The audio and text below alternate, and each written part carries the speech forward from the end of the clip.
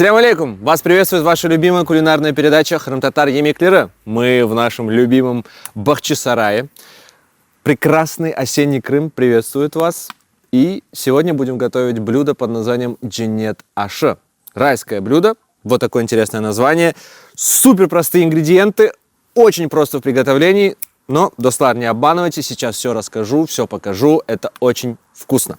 Итак, все, что нам нужно будет по ингредиентам, это тыква, хабах, пырныч, рис, наша любимая фасоль, бахла, мясо.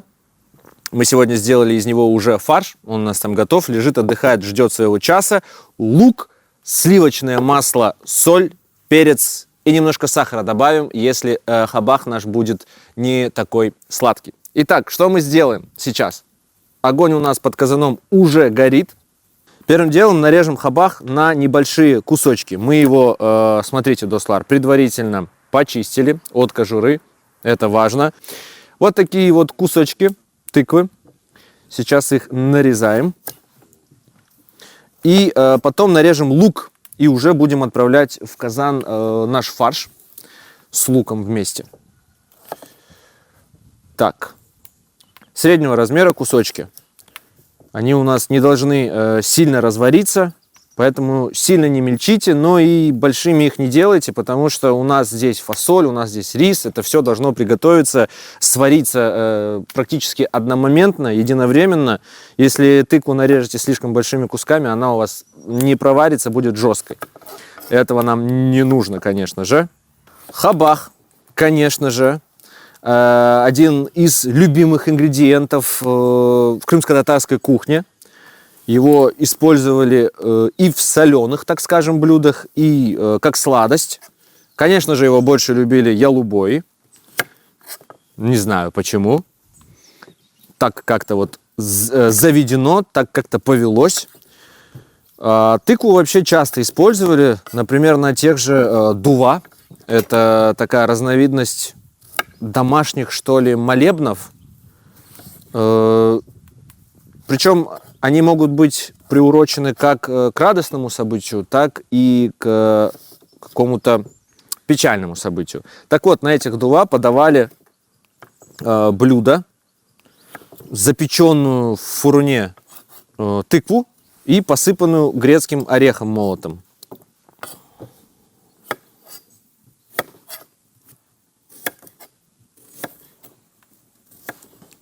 Вот такую погоду люблю больше всего. Еще не слишком холодно, уже не слишком жарко. Самое время куда-нибудь выбраться, хотя бы к себе во двор, и разжечь огонь под казаном, под мангалом или в фурне, в чем вы любите готовить, и приготовить какое-нибудь блюдо. Отличное время года, красивое, романтическое. Люблю осень. Итак, хабах нарезали на кусочки. Сейчас нарезаем лук на полукольца. И будем это все уже отправлять в казан. 2 луковицы, я думаю, нам вполне хватит. Пополам и на полукольца нарезаем. Расскажу немножечко о технологии нашего блюда. Оно невероятно простое, достлар. Сейчас мы послойно выложим все наши ингредиенты. Начнем с фарша. Мы его немножко обжарим. Потом сверху выложим в такой поочередности. Запоминайте. Лук, пырныч, фасоль, тыква. Все это, конечно же, посыпаем солью. И если у вас тыква недостаточно сладкая, посыпаем ее сахаром. Все. Заливаем воду, закрываем крышечку казана и забываем обо всем этом на 20-30 минут, в зависимости от того, какая у вас тыква. Если она у вас нежная, хорошая, вкусная, проверить это можно кончиком ножа, то 20 минут наверняка вам хватит. Если нет, полчаса, может быть, даже и 40 минут. Больше не нужно. Дальше тыква уже разваривается, становится невкусной. Нам этого не нужно.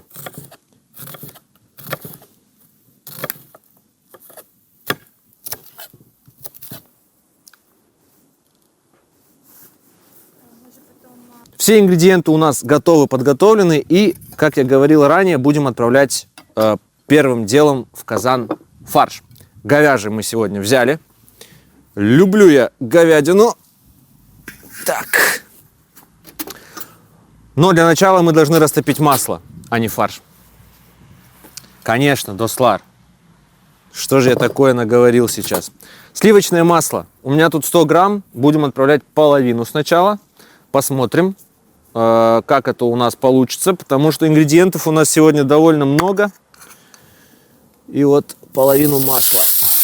О-хо-хо-хо. Отправляем сразу туда фарш. Будем его обжаривать.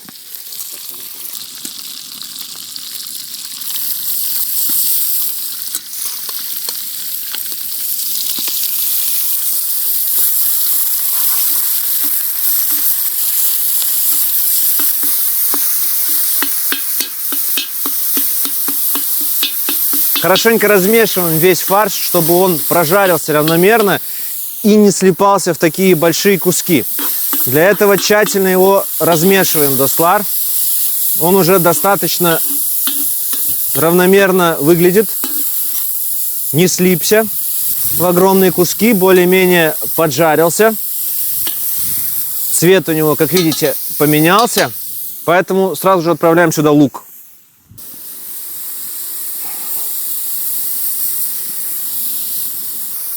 Лук относительно равномерно тоже распределяем по поверхности фарша, по поверхности нашего хайма.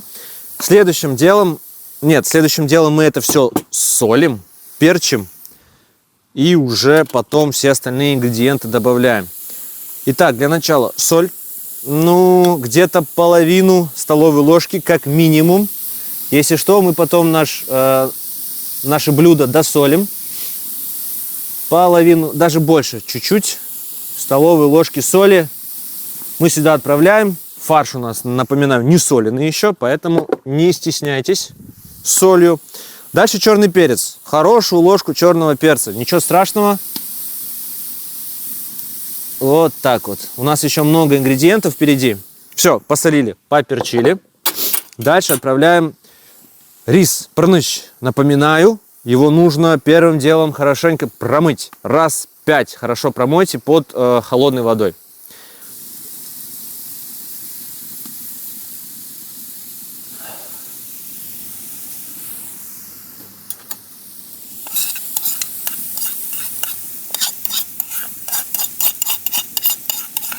Пырныч добавили, распределили его тоже равномерно.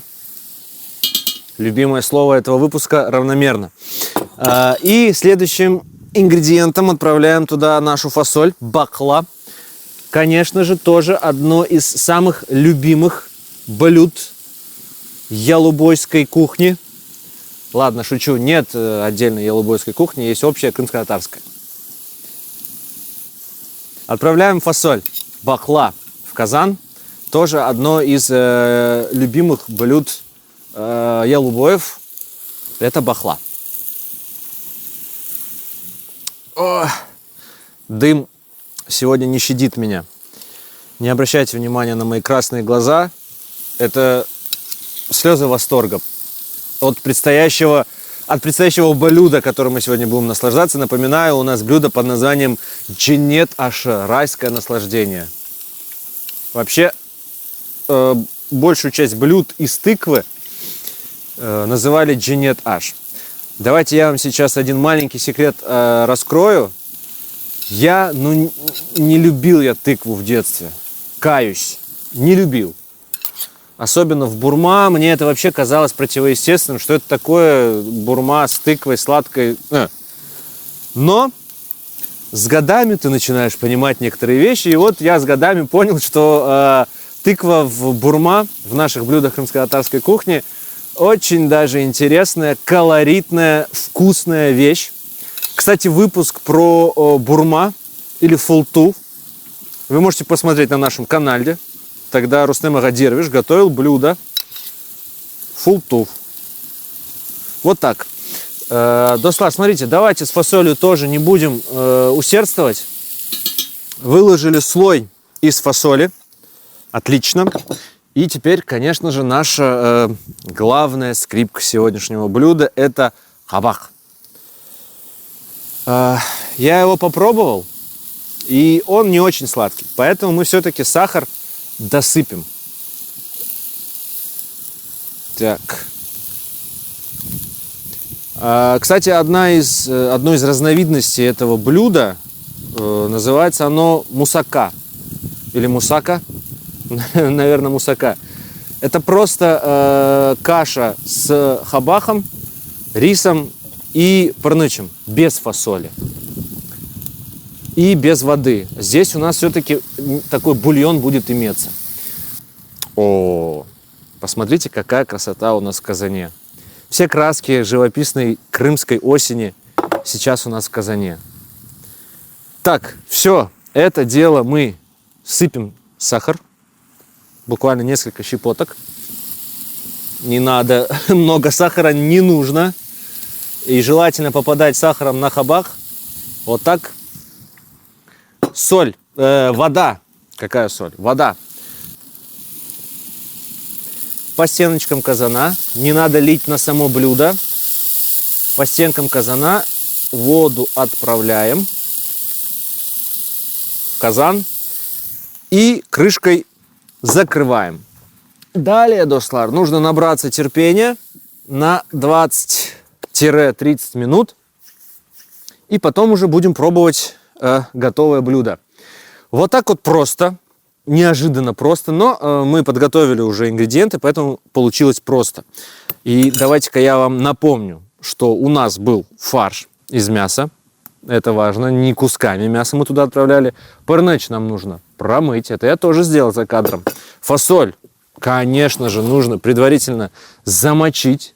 Если вам интересно блюдо из фасоли, вы также можете увидеть у нас на канале. У нас был бахла шорбасы. Мы там рассказывали о том, как с фасолью нужно взаимодействовать. Вот так вот. 20-30 минут и увидимся.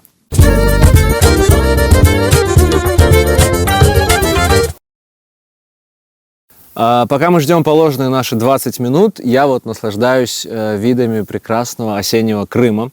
И хочу проговорить несколько вещей. Первое из которых мы хотим поблагодарить ресторан «Салачих» за любезно предоставленную территорию. Мы снимаем сегодня здесь, ресторан «Салачих». Здесь очень красиво, очень вкусно. Кому, как не храм-татары и меклеры, знать об этом. И еще одна вещь. Из тыквы, кстати, наши предки делали не только блюда, а разнообразные декоративные элементы. Вот, например, Мамут ага Чурлу делает вот из похожих тыкв светильники. Что-то типа вот этого. Вот такая вот полезная вещь и в быту, и на кухне. Хабах!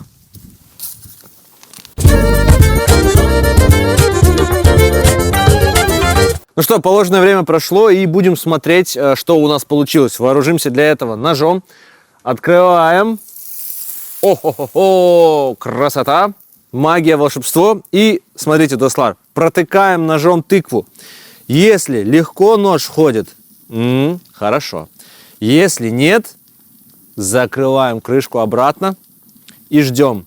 У нас очень легко нож проходит сквозь тыкву. А это значит, что пора блюдо извлекать. Напоминаю, у нас сегодня был джинет аш. Такое ялубойское блюдо с фаршем, то есть с ногайскими нотками. И приготовил его для вас бахчисарайский тат, это я. Алим Аблаев, который. Хо-хо-хо-хо. Давайте-ка посмотрим, что у нас получилось. Такую добрую порцию всего мы кладем в нашу тарелку. Ой, как красиво. Так и хочется сохранить вот такую структуру. Ой, Дослар. Так. Давайте будем пробовать. Также напоминаю вам о том, что за 5 минут до готовности можно проверить на соль блюдо. То есть открыть, бульончик попробовать, если не соленый, досолить. Ну а мы будем эту дымящуюся красоту вкушать. Но для начала кунжутиком посыпем, потому что эстетика — это важно. Красота блюда Это важно. Не еще немножечко. И черного перца, так, щепоточку для аромата. А, красота. Люблю поострее. Ну что ж, давайте пробовать, что получилось.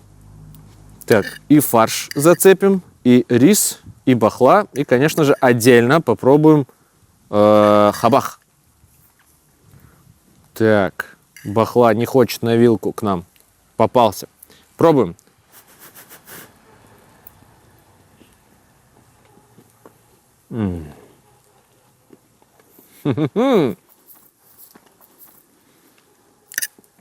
Мне очень нравится сочетание риса и фасоли. Очень интересное, классное, вкусное. И, конечно же, хабах.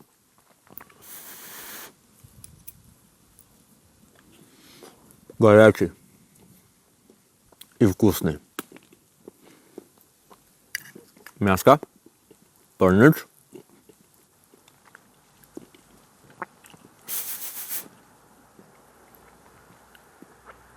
Все вместе.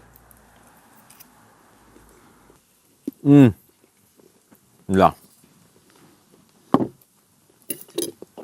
Вкуснятина.